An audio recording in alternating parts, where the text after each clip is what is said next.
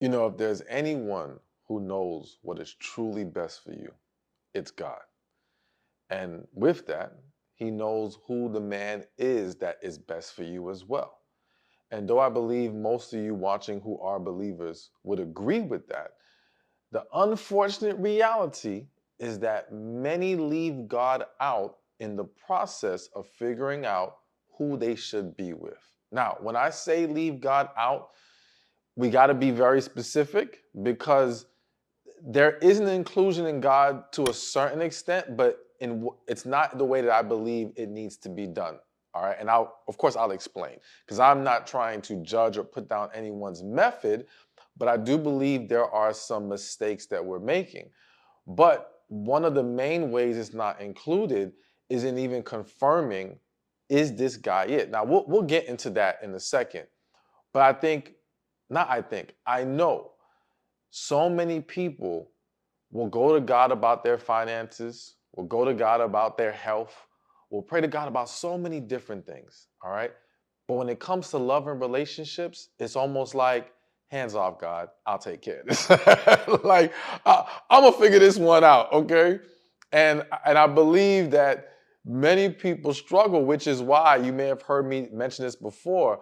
Whenever I've sat down, or almost every single time I sit down with someone who's been divorced, right? And even some who are married, but they're either contemplating divorce or on the way to divorce. And I ask the question, did you ask God if this is the man for you? The majority say no. I always say 90% say no, and the other 10% say they asked, God told them no, and they did it anyway, okay? So we've got to make sure we're not skipping these steps. But I think, again, in being more specific and intentional about how we approach this, I'm going to lay out for you some specific questions to ask when you feel like you've met a guy who might be the one. Now, to be honest with you, even if you don't think he's the one, or even if you haven't gotten that far yet, if you meet a guy you like, I would suggest asking God these 5 questions, all right? There's no need to kick the can down the road, because unfortunately you kick that can too far, and before you know it, you develop an unhealthy attachment to the man, and you're struggling to now walk away from a relationship that deep inside you know isn't best for you, okay?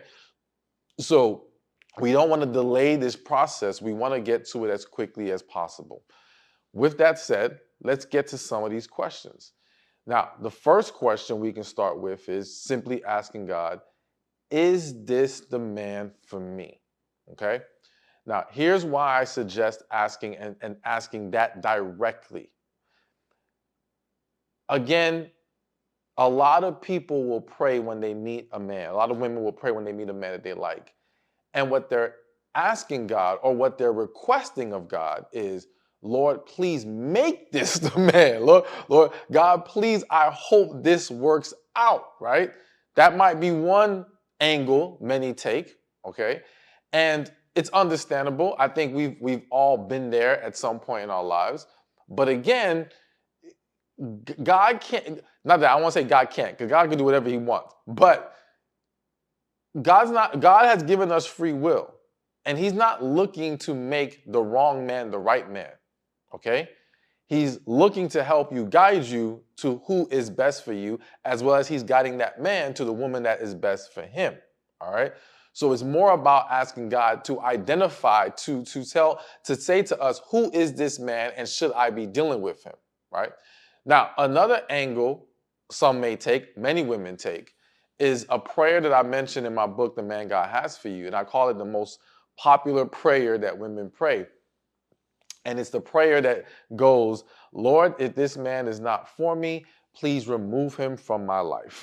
Okay? And the reason why I mention this in the book, and I say it's a bit problematic to ask that question, is because though I believe that many of you have had your prayers answered, okay? And you may have experienced where you made that prayer, and before you knew it, things were revealed, man was removed, or that man went away on his own. Okay.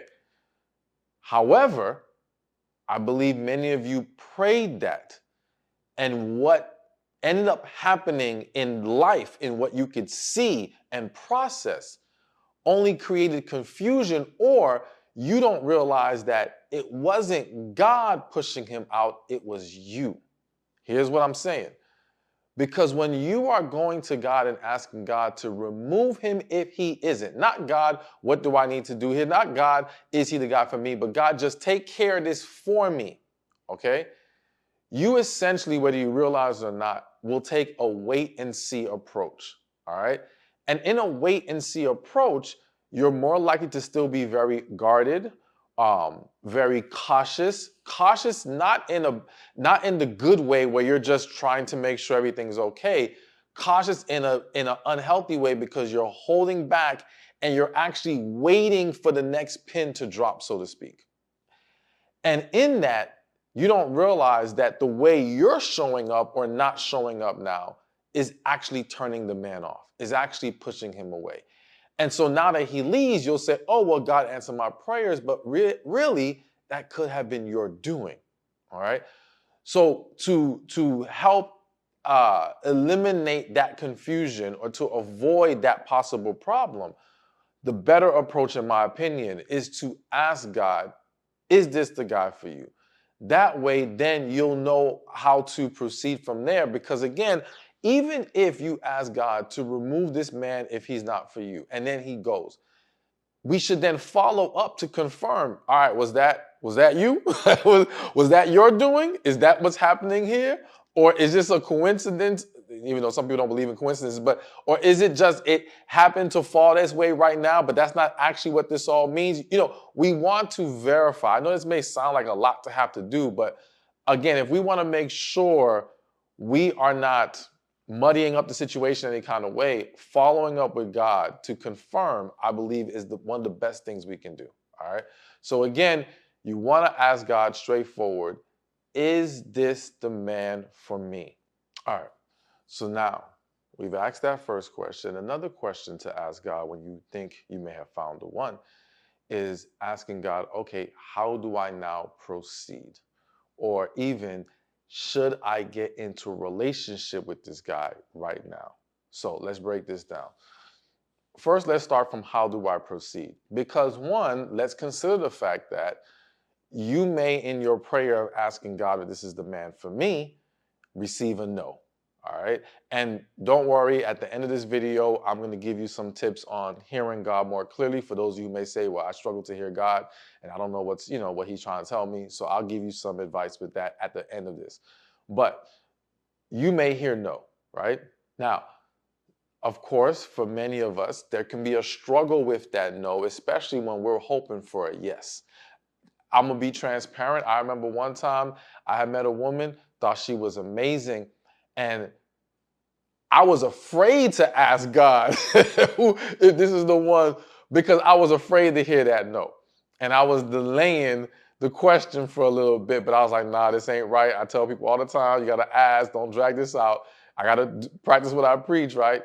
And I finally did it and I got the no, and I was like, dang, man, that sucks. And let's face it, that's what we don't like having to deal with, especially and more specifically when it's someone that we actually like and we actually think, all right, there may be potential here. Now, I would argue, even when we like them, even when there's great potential, if we hear a no from God, there's a very good chance there was something in us that already felt like something was off. And there's a very good chance that part of the reason why we were even afraid to ask is because deep inside, we knew something was off, okay? But either way, you may pray. Let's say God says no. Well, then, of course, it's letting them go. Sometimes easier said than done, but that's a more self-explanatory way to proceed in that situation. But let's now go with the possibility that God says, yes, this is the guy for you, okay? It's important now to ask God how to proceed, because what tends to happen is that when we get that yes from God, we're so happy to we finally found the person we've been waiting for a long time. We're excited, we're happy, and in all that excitement and joy, we just want to press forward. We just want to jump into that relationship. We want to move forward. Now, it may not be time to move forward. Okay? And I think this is easier to grasp and understand when you remember this very important point. God did not create boyfriend-girlfriend relationships, or he did not anoint that. He did not hold that up in no high regard. There's no reference of it biblically, right? So in reality, being ready in God's eyes is being ready to be a husband or wife. Okay? And if many people, when they met that person they liked, asked themselves that day, am I ready to be a husband or wife? They would say no. But they're not thinking husband, wife yet. They're just thinking boyfriend, girlfriend. And whether people want to admit it or not, we put a much lower standard on boyfriend and girlfriend. The mentality for a lot of people is, let me just hold on to this individual and we can work our way through things until we become ready for husband, wife. All right? So when we understand that God's really trying to prepare us to be husbands and wives, it's easier to understand why this could be right person, but not the time yet. All right? Now, I think I'm not going to sit here and say God's not going to approve of you getting into a relationship. I'm not going to go that far with it. I'm just saying, again, our true readiness is for husband and wife. It's not necessarily for boyfriend, girlfriend. And it's in the boyfriend, girlfriend phase for a lot of people because I have to say this, it's hitting my spirit. So we've turned boyfriend and girlfriend into like pseudo marriages, okay? So even though our minds know we are not ready for marriage, but we feel like we can do a boyfriend-girlfriend relationship, the reality is that the things that we will need to have a successful marriage, we will need to have a successful relationship, boyfriend-girlfriend relationship. And it's by not being truly ready and prepared and getting into that level of the union that people create a lot more problems, all right? Because if you jump ahead too fast, now, and I'll just give you an example, and we're going to dive more into it a little bit later. Let's just say you haven't learned how to properly communicate due to some kind of issue in your past, right? And now in the boyfriend-girlfriend stage, because you have not focused on the importance of getting that handled first, your tongue gets you in trouble and derails the relationship. And then he may have some issue that he hasn't handled, and that derails. And you see, so many people, I always tell people, the places in life that individuals develop the most emotional trauma is in childhood and boyfriend-girlfriend relationships. All right? And if we actually eliminated all this boyfriend-girlfriend stuff, it would save a lot of people headaches. It would allow people to be better prepared for marriage if we took a different kind of approach. Because I know some people say, well, then how do you prepare if you can't date someone? There's plenty ways to prepare. But we'll say that for a different video. The point here is you have to ask, how do you proceed? Is it time? Because it may not be time yet. There may be other things that need to be done or other things that need to be resolved before you can move forward. And it's important that we don't overlook that because, again, it's overlooking the timing of things because you have to learn to trust God's timing and lean on God's timing. And what we perceive as now is the time, that doesn't work with what God knows and what God sees. And I'm going to say this one last thing before we move on to the next point. Because even the way that we view when we should be in a relationship, like you have people, I made this reference to a couple of people before where a lot of people have this mentality, I want to be married by 20, I want to be married by 30, or if I'm not married by early 40s, I'm giving up or something like that. And there's various perceptions. And I hope none of you have given up if that's what you truly want. However, I'm like, if you look at it from the perspective of, one, the average marriage, I believe right now average marriages are lasting like 8 years. It's somewhere around there. And I'm like, what's happening to a lot of people is they're marrying at an age that they haven't figured themselves out yet. They get even more lost in this marriage. Things go left. They end up in a divorce. And now they're back at square one in midlife ages trying to figure out and still haven't figured themselves out. But if they took more time to at least do that, and whether that took them a few years, many years, whatever, they would be in a better position to where they wouldn't have to redo this marriage thing or write off marriages because they still have the bad taste in their mouth from their first marriage. All right. But the main point I wanted to make is that to us is, oh, we got to be married by a certain age. But to God, it might be like, no, my plan might be for you to be married. I know some people ain't going to want to hear this, but God might be thinking my plan is for you to be married by the time you're 50. And instead of having to now only have an 8-year, 10-year marriage, be able to ride out the rest of your life married. Because by that point, you will be where I need you to be and you can enjoy the rest of your life. And what's better, to marry earlier, but then have to end up in a divorce and start again, or to marry later, but then never have to only have to do it one time? All that to say, God's timing knows when it's best and how it should be best done. All right, so let's keep this going. And I mentioned this in the last point, but let's dive into it more. So another question to ask God when you feel like you may have found the one is there anything I need to resolve or remove? Okay? I want to start with removing, because something has happened to me recently that has brought this revelation to me. You know, there's a quote that says, sometimes your elevation requires separation. And where God's trying to take you, certain people can't go along on that journey with you, all right? And sometimes in life, we are holding on to things or to people that need to be removed before God can establish that next chapter in our life, that new blessing that's waiting for us, all right? Sometimes it may be where you're working. Sometimes it may be family members that have been very toxic, and if they're not removed, they're going to cause bigger problems. Sometimes it could be friends. And listen, understand that sometimes we don't have the full picture. And sometimes we do. Sometimes some of y'all have individuals, acquaintances, friends, whatever you want to call them, that you know have had negative impact, have had a negative impact. Why am I messing up my words? Will have a negative or have had a negative impact on your life. And some of those same friends will be the ones that will sabotage your future relationship if they are not removed.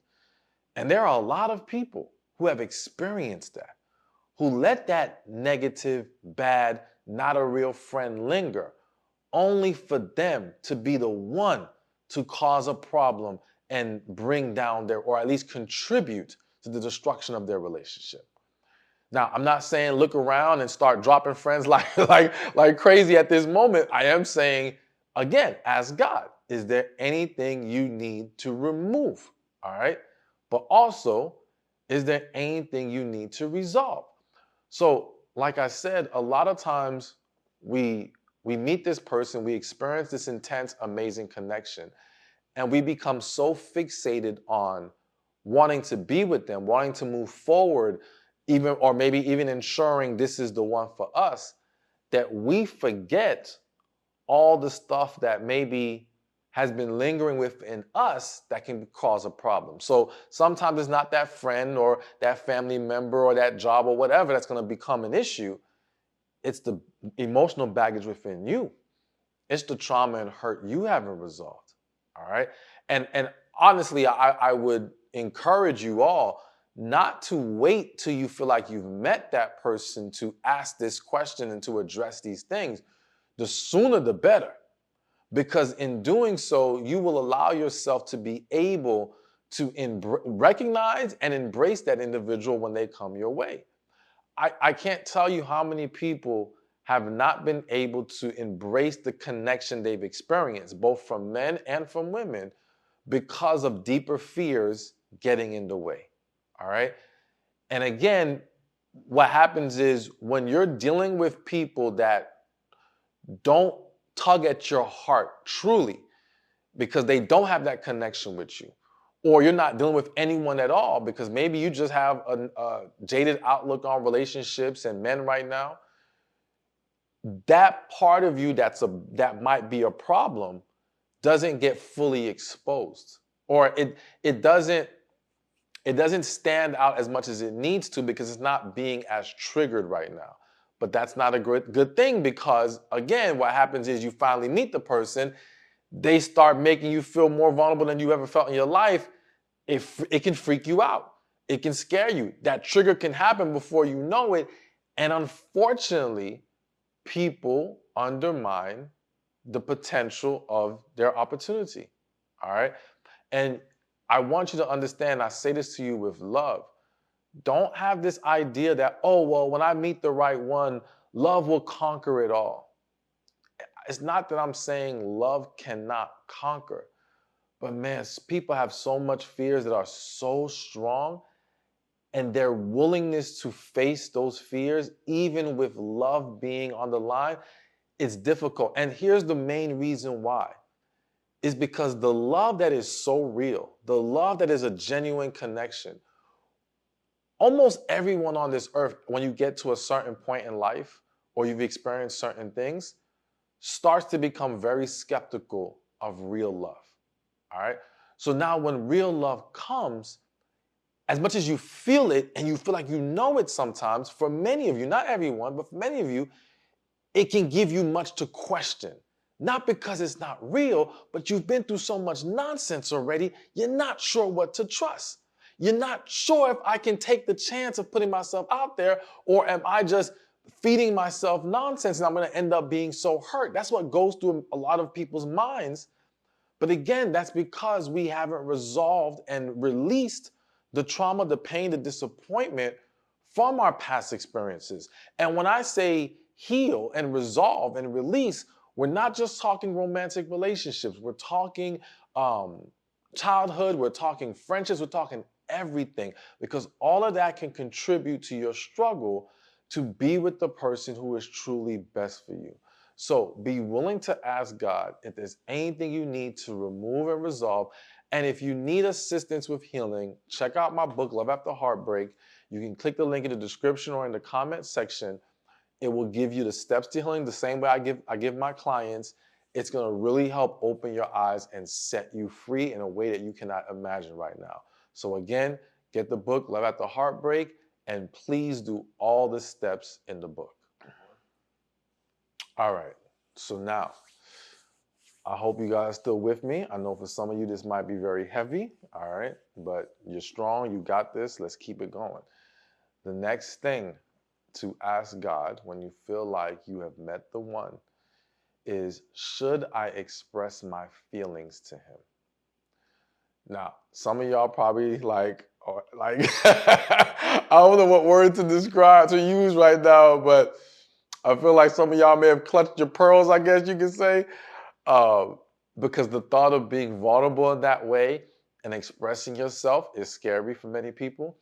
And for some of you, it might be, well, if he's the man for me, I shouldn't have to be the first one potentially to express my feelings. And I understand all your concerns. But again, we have to not lean on our understanding. We have to lean on God's.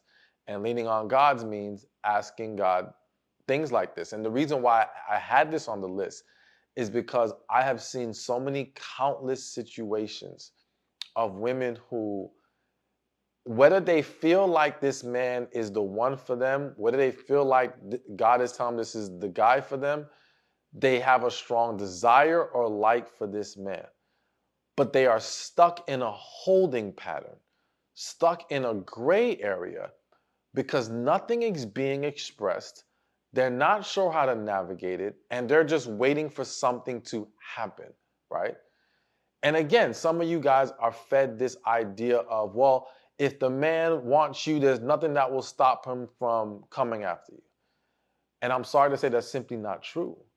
Simply because we live in a world of so many hurt people who are scared. And again, I'll give you one quick story. I've said this story multiple times, but it's just such a perfect example of this, in my opinion, where I received an email long ago from a woman.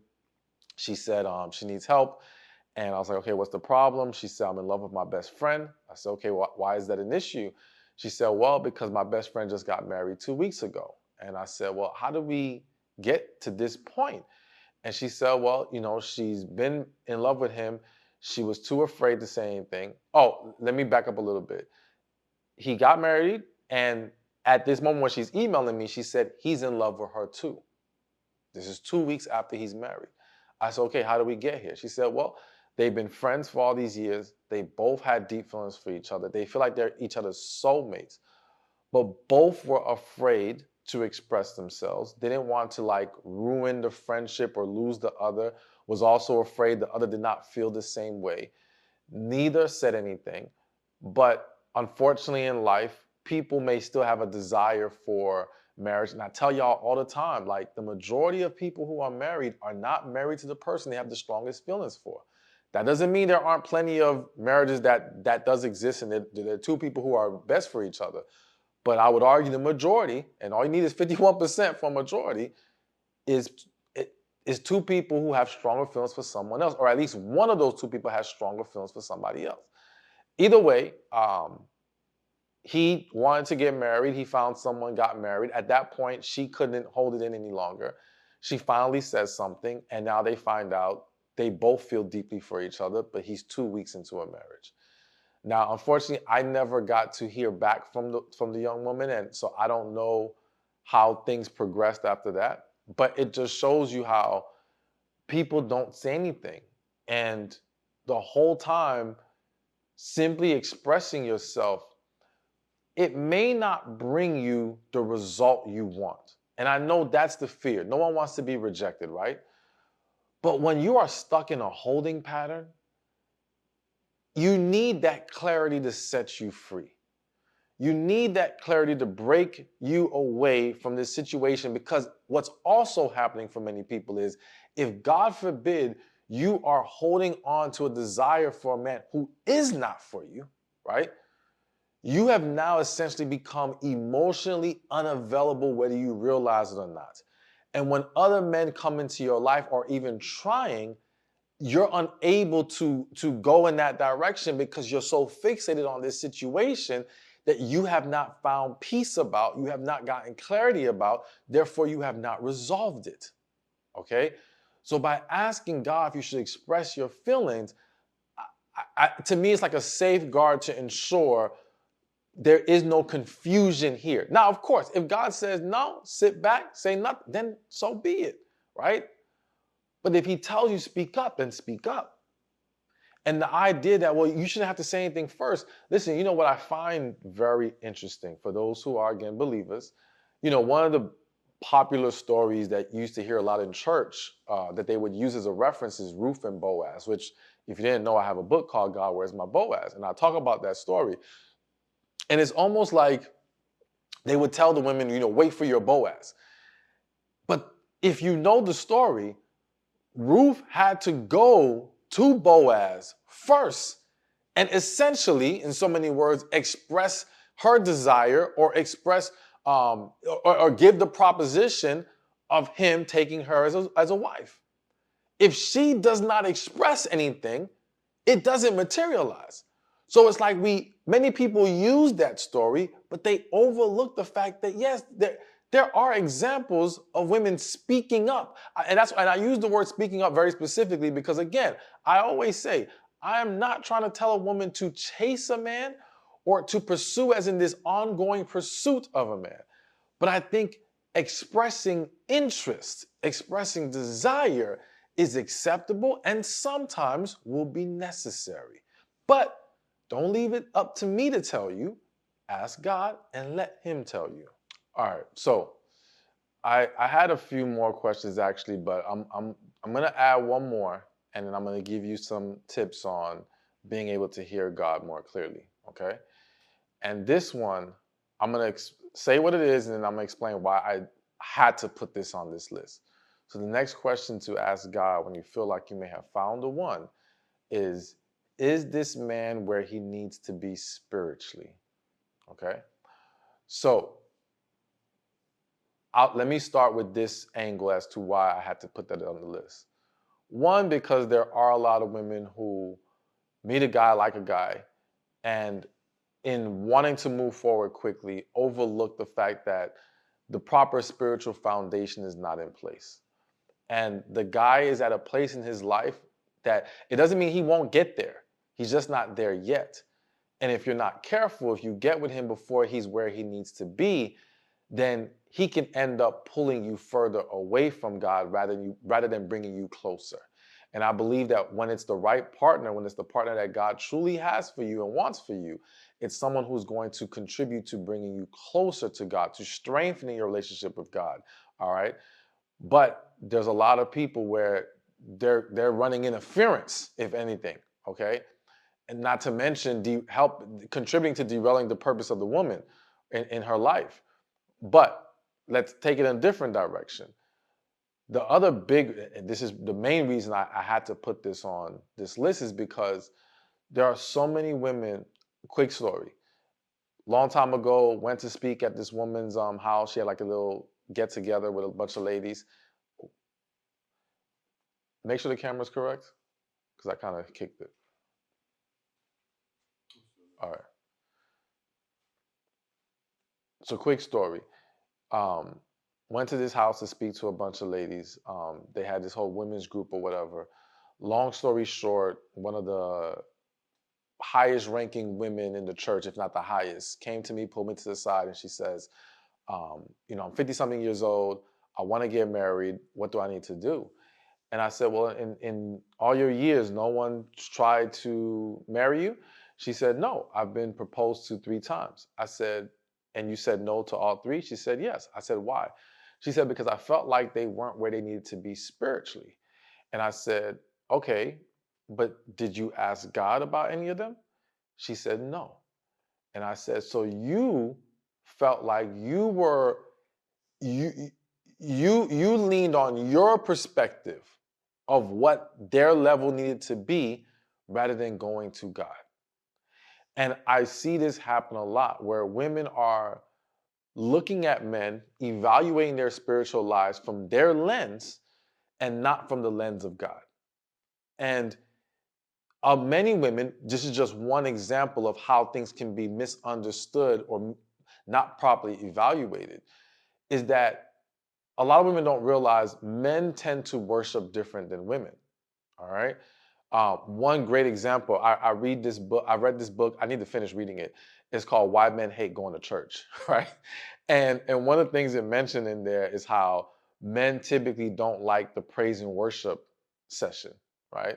Men want to go in, get a good word, go home. But women love praise and worship. If women can go to a sermon and all it was praise and worship the whole time, and they're leaving feeling great. Man goes and it's only praise and worship. He's like, what was the point of today? Okay. And I'm gonna be real with y'all. I'm one of those guys. I praise and worship is going on. I'd be outside sitting in the parking lot, waiting until they're done, and then go inside to hear a word. So, and of course, I'm not saying that's all men, but it happens a lot like that. And I think it's a great example of how we may not connect in the same way. We may not go about it the same way, but it doesn't mean God is not a part of that man's life. It doesn't mean that man does not pray. It does not mean he's not trying to let God guide him in how he lives and how he moves in this world. Either way, leaning on your own perception of what is acceptable or proper level will get you in a lot of trouble, or get you to overlook someone that you shouldn't. Or on the flip side, because it's hitting my spirit, I can't tell you how many women fell for a man or accepted being with a man because out on the outside, he was doing all the godly stuff. On the outside, he had the costume of a Christian, or a costume of a believer, or a costume of whatever that belief system is somebody might have.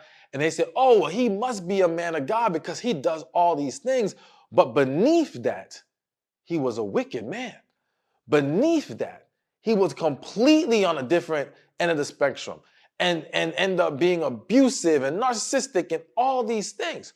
So again, you cannot lean on your own understanding and think that I have to say, discernment is going to always be on point, unless that discernment includes praying and asking God about who this man is and if he is where he needs to be spiritually yet. All right, so now I told you I was going to give you some quick tips. I'm going to run through these very fast. I'll do a separate video to break them down more, but quick and easy. If you're struggling to hear God, fasting. I'm going to always go to fasting first. To me, it is a great way to gain clarity. It's a great way to grow closer to God. If you're struggling with the idea of fasting, start slow. All right. Maybe you just fast for 16 hours. And I believe in the power of fasting from food. Now, I've done fast from TV, fast from music, fast from the internet. And I do believe all of those things can be helpful. All right. But I do think the most ultimate form is food. Or I would say food and removing distractions, period. All right. But the food thing, I do a lot. So you can start 16 hours, maybe eventually work your way up to a 24-hour. Maybe one day you can do 2-3 days. Don't let it scare you. Don't jump too far ahead. But fasting, definitely a great thing to do. Um, Also, when you are praying, so I believe when we are asking God, we are not looking for signs. We are looking to hear the answer within our spirit.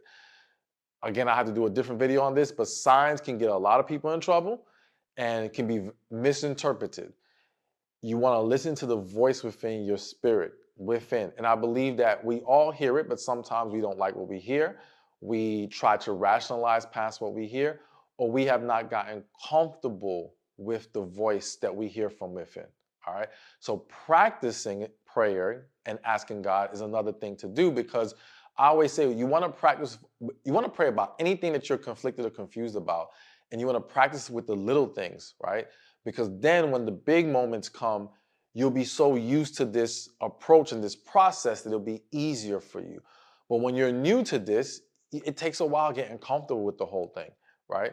And of course, can I say every single time, 100% what you feel like you're hearing inside is God? No, but I do have a belief that when we truly, genuinely surrender to God in prayer to hear what He has to say, even if we are by some chance hearing incorrectly, God will get the path straight for us because He knows we are genuinely trying to receive His guidance and genuinely trying to do what He wants us to do and not just what we want to do. Okay? And then the last thing I'm going to say is just make sure when you're praying, pray when you've calmed yourself down and in a quiet place. Again, removing distractions, removing things that can hinder you from really receiving in that moment. And our emotions can be one of those things. So a lot of times people pray when they're emotional, but that is blocking them from clearly hearing things. You got to calm yourself down first, and that will make it easier. So again, I'll do a video breaking down or going deeper and adding more tips, but those are some quick little things you can start to do to help you with hearing God clearly and being able to know when you're dealing with a man if he's truly for you or not for you. Thank you for watching this video. I pray it was helpful to you. Be sure to watch this one over here on why God has not removed your feelings for that man, okay? And I'm a firm believer that God is love. God is spirit. Love is spirit. Spirit is